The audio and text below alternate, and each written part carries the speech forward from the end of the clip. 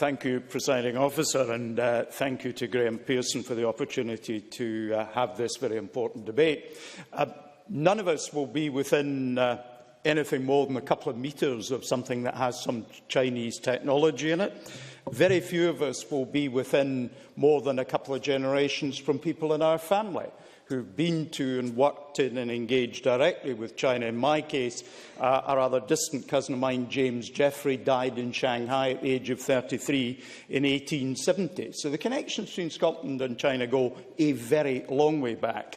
We shouldn't get too complacent about them because we played a not too creditable role in the exploitation of the Chinese population in the opium industry.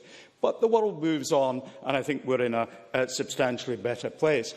My wife and I had the great privilege to go to China immediately after the end of the Cultural Revolution, arriving there on the 4th of November 1978. We'd had our name on the waiting list for a couple of years, and when we put our name on the waiting list, we couldn't even afford to go. So the delay was welcome. It enabled us to save up enough money.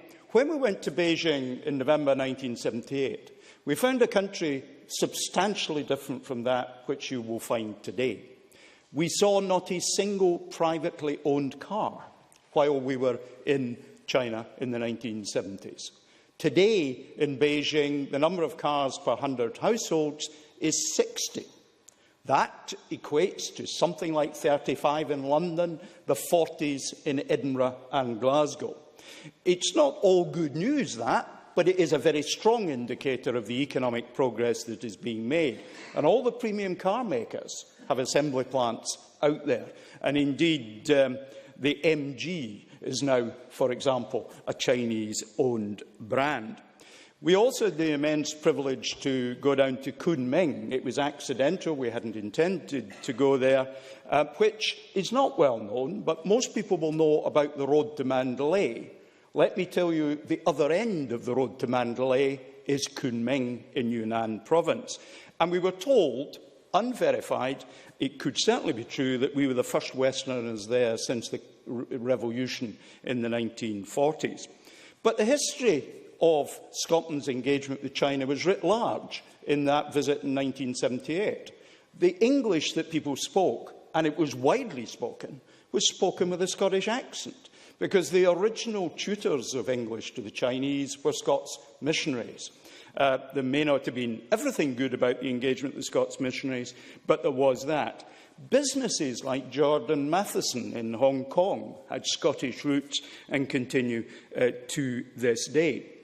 In 1978, we were some 5 months away from a referendum in establishing a Scottish Assembly. That vote on the 1st of March 1979. Everywhere I went in China in 1978, I was asked questions about that referendum. They knew and were interested then, as now, in what was going on in Scotland.